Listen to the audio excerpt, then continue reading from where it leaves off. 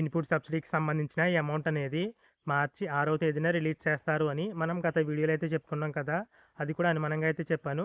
కానీ ఈరోజు దానికి సంబంధించి పూర్తి వివరాలు అయితే వచ్చాయి. ఇన్పుట్ సబ్సిడీ అమౌంట్ అనేది మార్చి 6వ తేదీన రిలీజ్ చేస్తున్నట్లుగా అయితే ఈరోజు సాక్షి న్యూస్ పేపర్లో మరొక పూర్తి వివరాలతో ఆర్టికల్ అయితే రావడం జరిగింది. ప్రకాశం జిల్లాలో కాకుండా తాడేపల్లిలో ఈ ఇన్పుట్ సబ్సిడీకి సంబంధించిన అమౌంట్ అనేది మార్చి 6వ తేదీన అయితే రిలీజ్ చేయనున్నారు. ఇక కరువు మండలాల వారికి ఈ ఇన్పుట్ సబ్సిడీ అమౌంట్ అనేది ఇస్తారా అని అయితే అడిగారు కదా. దానికి సంబంధించి కూడా వివరాలు అయితే రాశారు.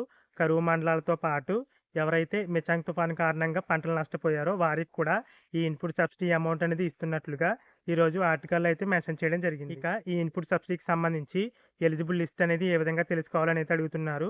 దీనికి సంబంధించి లిస్ట్ అయితే మనకు అందుబాటులో అయితే ఉండదు. ఎందుకంటే ఈ లిస్ట్ అనేది లోకల్గా అయితే ప్రిపేర్ చేస్తారు. ఎందుకంటే ఎక్కడైతే పంట నష్టం జరిగిందో ఆ గ్రామాల్లో మాత్రమే ఈ లిస్ట్ అయితే ప్రిపేర్ చేస్తారు కాబట్టి కొన్ని గ్రామాల్లో మాత్రమే ఈ లిస్ట్ అయితే ఉంటుంది. అది కూడా కొన్ని ఒత్తిళ్ల వల్ల ఆ లిస్ట్ అనేది డిస్ప్లే అయితే చేయరు. ఇక ఏ పంటకి ఎంత నష్టపరిహారం అమౌంట్ ఇస్తారని అయితే అడుగుతున్నారు కదా. దీనికి సంబంధించి పూర్తి వివరాలతో నేను ఆల్రెడీ గతంలో వీడియోలు అయితే చేయడం జరిగింది. ఆ వీడియో ప్లేలిస్ట్ని అయితే మీకు ఈ వీడియో ఎండ్ స్క్రీన్లో అయితే స్క్రీన్ పైన అయితే ఉంచుతాను చూడండి. అలాగే ఈరోజు సాక్షి న్యూస్ పేపర్లో వచ్చిన వివరాలు అయితే మీకు స్క్రీన్ పైన అయితే డిస్ప్లే అయితే చేస్తున్నాను. ఆ వివరాలు కూడా చూడొచ్చు.